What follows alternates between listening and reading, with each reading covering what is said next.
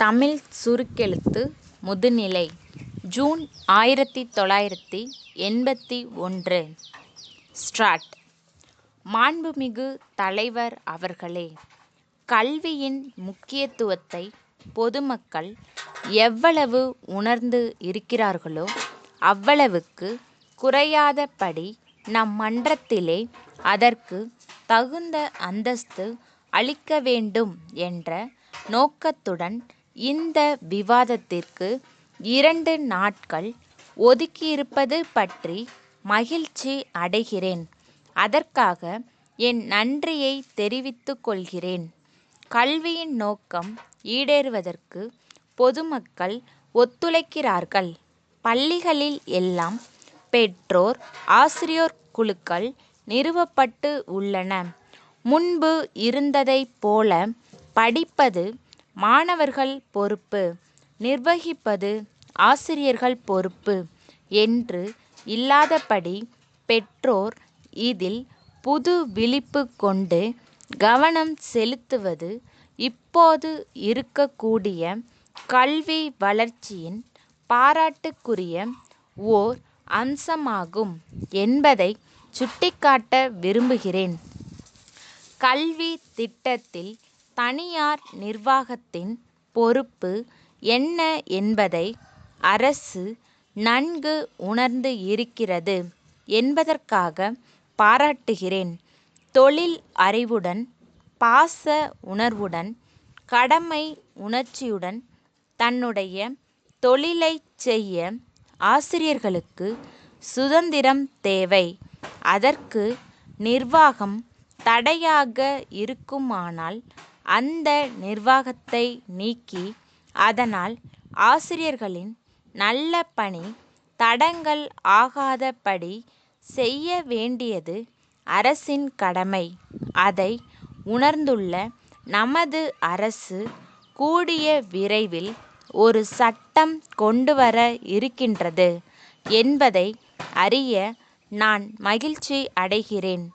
நல்ல ஆசிரியர்களை உருவாக்குவதற்கு பல திட்டங்கள் வகுக்கப்பட்டு உள்ளன.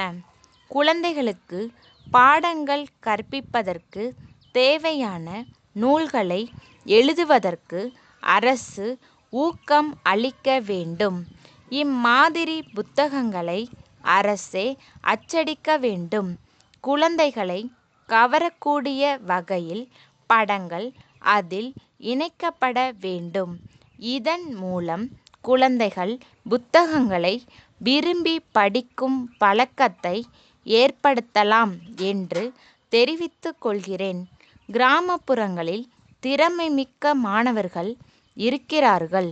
ஒவ்வொரு ஊராட்சி ஒன்றிய பகுதியிலிருந்தும் ஆண்டுதோறும் 2 நபர்களை தேர்ந்தெடுத்து அவர்களுக்கு சிறப்பு மானியம் அளிக்க வேண்டும் என்று கேட்டுக்கொள்கிறேன்.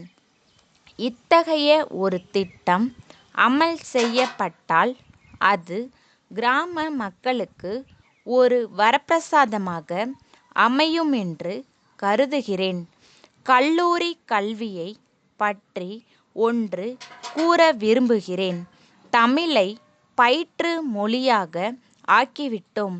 பல்லாண்டு காலமாக கனவு கண்டு வந்த இந்த திட்டம் தற்போது நிறைவேற்றப்பட்டு இருப்பதற்கு என்னுடைய நன்றியை தெரிவித்துக் கொள்கிறேன்.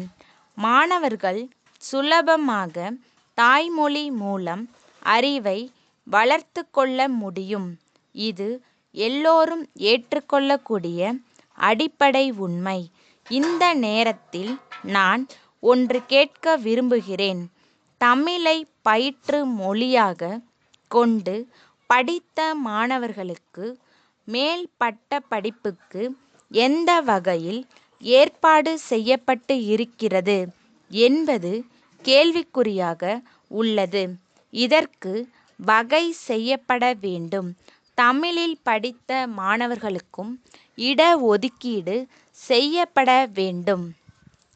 திருநெல்வேலி ராமலிங்கம் புத்தக நிறுவனம், சென்னை. பாரதியார் சாலையில் உள்ள மோகன் நூல் பதிப்பு கழக செயலாளருக்கு எழுதும் கடிதம்.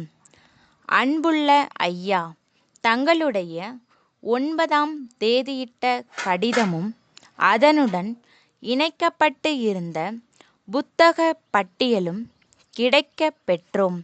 வழக்கமாக அளிக்கப்படும் 20% கழிவுக்கு மேல் எங்களுக்கென சிறப்பு தள்ளுபடி 10% கொடுப்பதாக தாங்கள் கூறியுள்ளதை இந்த நேரத்தில் நினைவு கூறுகிறோம். 3 தவணைகளில் மொத்த பணத்தையும் திருப்பி செலுத்தி விடுகிறோம். இந்த சலுகையை தாங்கள் அளிப்பதாக இருந்தால் இங்குள்ள புத்தக விற்பனையாளர்களை நாங்கள் அணுகி இது குறித்து பேசி தங்களுடைய வியாபாரத்தை மேலும் பெருக்கித்தர இயலும். தாங்கள் இணைத்து அனுப்பியுள்ள பட்டியலில் கண்டுள்ள புத்தகங்கள் ஒவ்வொன்றிலும் 100 பிரதிகள் வீதம் அனுப்பி வைக்க வேண்டும் என்று கேட்டுக்கொள்கிறோம். இத்துடன் முன்பணமாக ரூபாய் 1000ற்கு காசோலை இணைத்துள்ளோம். எங்கள் நிறுவனத்தின் பிரதிநிதி ஒருவர் விரைவில் சென்னை வந்து உங்களை சந்திப்பார்.